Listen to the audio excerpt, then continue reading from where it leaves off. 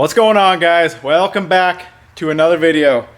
We're gonna jump right into this one. We got the pickup in for the oil pump, so we are gonna flip this motor over, get the oil pickup tube in, get the pan sealed, and then we'll pull it off of this engine stand.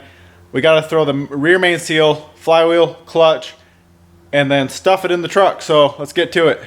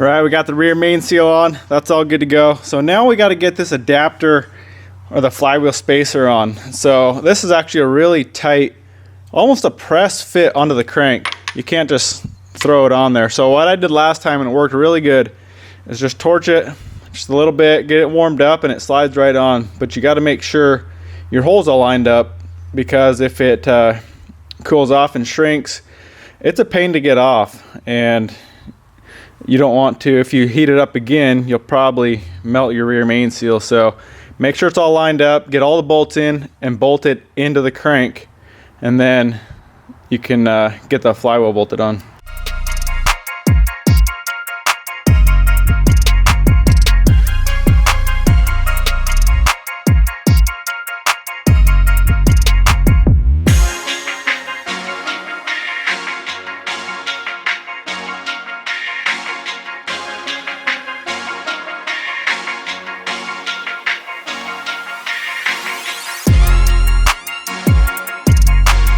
So I pulled the flywheel back off. Now I'm going to throw that adapter plate on.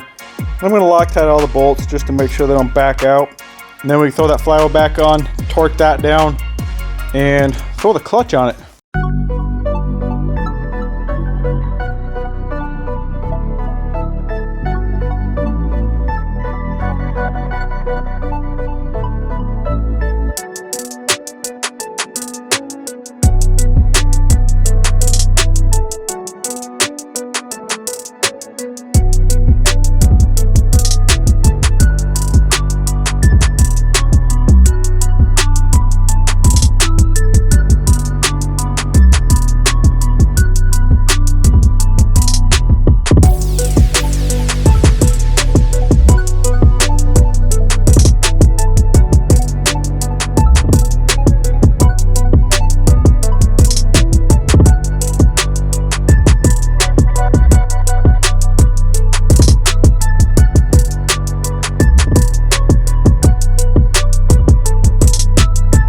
All right, we got the flywheel on. I'm getting ready to throw the clutch on. So make sure you clean your flywheel and your pressure plate before you throw it all together.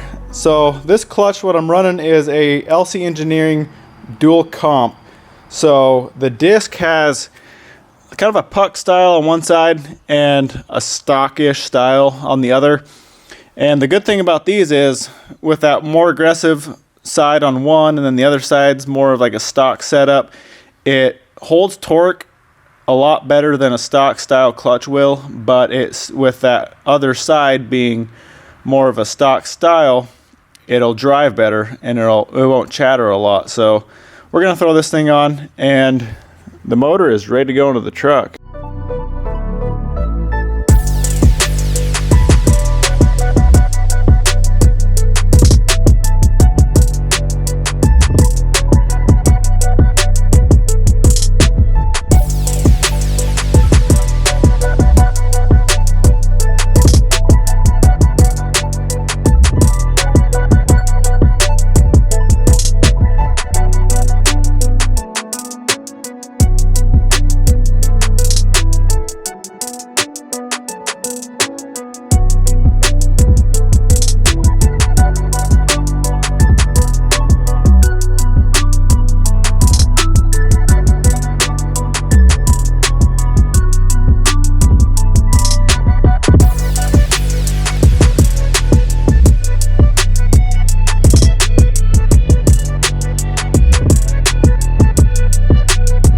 Oh my gosh, guys, this is such a good feeling.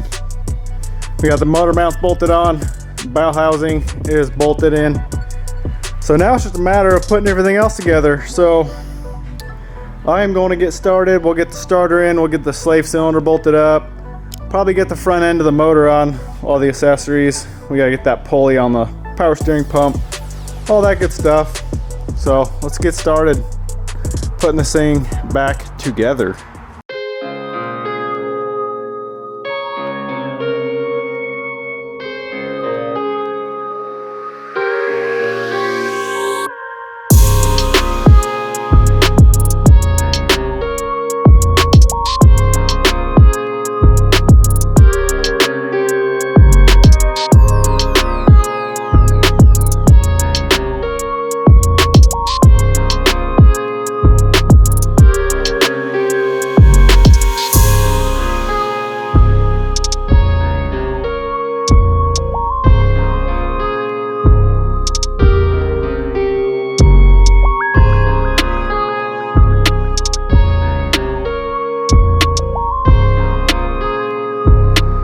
Alright guys, I'm going to change a couple things up, fuel filter being one of them. So it used to mount kind of up here, and it was just up high and kind of in the way and ugly. So what I'm going to be doing is mount it right down here in this little cutout, and that will look a lot better, not be in the way as much. So I'm going to get a mount fabbed up for that, get this thing bolted in here.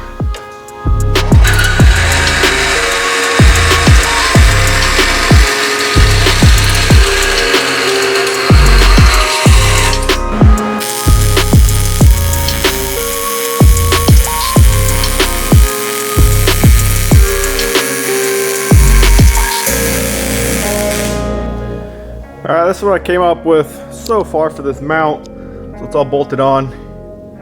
And those are the fuel lines, the feed and return behind that. They're all hardline all the way up to here. So I'll probably have to shorten those up a little bit, get them back down kind of behind that filter, and then run the rubber line from the filter to that hard line. Alright, what I'm going to do with these fuel lines is just trim them down probably 3 or 4 inches, get them kind of behind that filter so they're hidden. And then if you can see on that stock return line, there's a little flare, and it actually doesn't even use a fitting from the factory. And I had the return hooked up just right, a hose clamp and the hose right on this hard line, and it worked pretty good. So I am going to do the same thing on the feed line as well. I mean, this fuel pump puts out like 5 or 8 psi, so it's very, very low pressure. So I expect it to be just fine. So that's what we're gonna do. Alright guys, we got those fuel lines all cut down. Got a little bit of a flare on the end of it just to hold make sure the line doesn't fall off. So let's grab the filter, grab some line, and get that thing mounted up for good.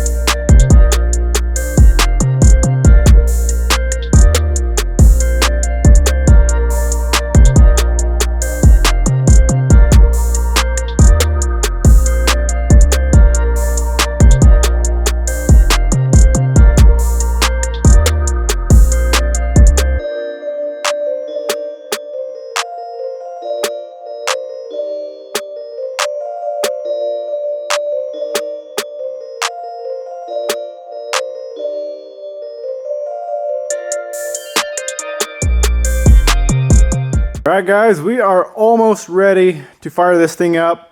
We still got to add oil, coolant, and throw the battery in, button up a couple things, and then we're going to prime the oil system, prime the fuel system, and then it should fire up. Alright guys, we are ready to start getting this oil system primed. So what I'm going to do is disable the fuel pump just with that connector, and then I'm going to hook up a manual oil pressure gauge right here where my sending unit is, and then I will pull the turbo drain off and put that into just a pan, And then I'll crank the engine until I have oil pressure and I have oil coming out the turbo.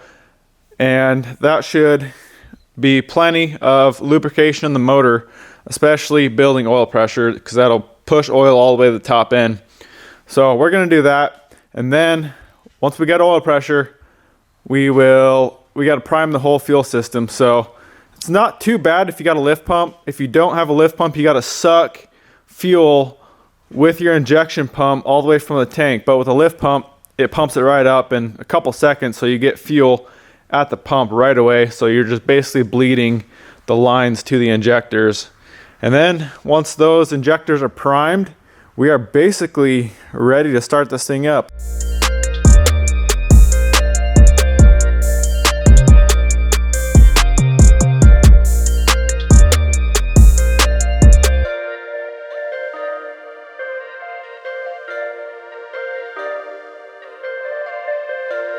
All right, oil pressure gauge is hooked up, and I just got this turbo drain shoved into a little funnel there to go into that pan. So now I already got a quart in the motor, a quart of oil. I pulled the valve cover and just doused the cam with oil, dumped a whole quart in there. So next what I'm gonna do is put another probably 3.5 quarts, but I'm gonna fill it through the oil filter housing. I've never tried it before, but someone told me that if you fill it through the oil filter housing, it will make it to the actual oil pump and it will bleed that oil pump a lot faster. So we're gonna try that. We're gonna dump it through that oil filter housing, and then we are ready to crank this thing over, get some oil pressure, and prime this fuel system.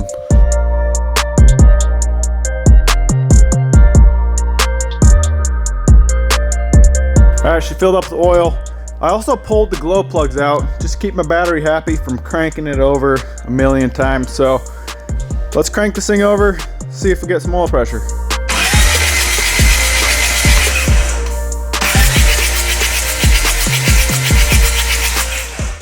Well, that was fast. Got oil pressure, and we got a stream of oil coming out of the turbo drain. So now I'm going to hook that turbo drain back up. We got to throw the lift pump relay back in, plug in the main connector for that injection pump, and then we're just going to crack the lines on these injectors. I usually do 2 at a time and just crank it till you get fuel coming out of the injector. Then you can tighten it up, go to the next 2, and do that till you have quite a bit of fuel coming out of those injectors. It should soak a rag pretty good. All right, we got 3 and 4 injectors loose. Got them wrapped up. I have my injection pump plugged in, but I still have my glow plugs out, so it will not start, obviously, with no glow plugs.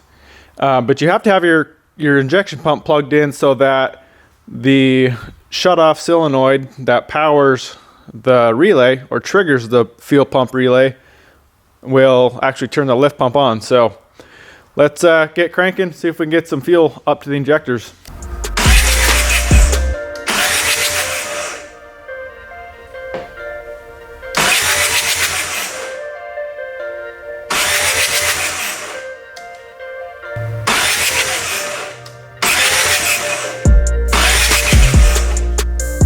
Well, those injectors bled right away. Never had them bleed that fast, so should be good to go there. I am also very curious about my compression. So I hooked up a gauge. I want to check it now, and then I want to check it, I don't know, after I run it for a while and kind of see how the braking is going. But it's nice having a starting point. So we're gonna run all 4, see what the compression's at, and then later on when we check it again, we kind of compare and see how it's breaking in.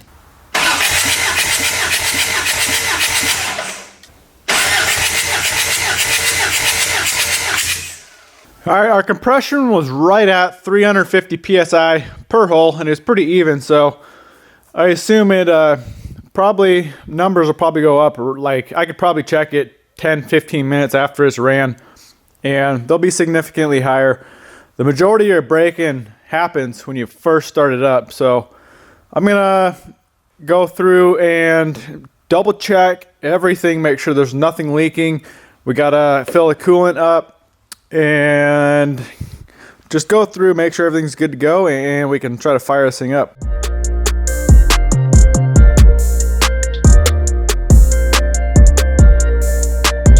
Alright guys, I screwed up. We're literally ready to start this thing, and I noticed oil leak. So I was checking it out, and oil leak is coming from right out of the head gasket. And after a closer look at this gasket, I put the damn thing on backwards. It should be flipped over like that. I can actually see the little sealing hole that should go up here and seal that oil galley up here. So we're pulling this head back off, and we got to fix it. So ordered up a gasket. Probably be I don't know, 3 or 4 days till I get it. So we'll get the head off, wait for that gasket to show up, and then put this whole damn thing back together again. So if you guys can't tell, I'm a little pissed at myself. I know I should have checked that, and I remember what I was doing when I put that head on. I was in a hurry. I think we were going to the lake or something, and I was kind of in a hurry to get it done so we could leave. And well, now I'm paying the price for that. So little tip, don't be in a hurry when you're doing important things, because you most likely have to do it over again. So we got to pull this head off. Luckily, it's only the head. Hopefully, I guess, anyway. We haven't started it yet. I was literally just about to go crank it over and fire it up, and I noticed that oil leak. It is what it is. We got to fix it. So I'm going to cut this video here, and we'll pick the next video up and start pulling this thing apart. So I really hope you guys enjoyed the video. I know I wanted to get this thing started in this video, but that is not going to happen. So check back on the next video. We'll get this thing tore apart, get a gasket in it, get it back together, and hopefully we'll hear this thing run. So thanks for watching, guys. We'll see you in the next video.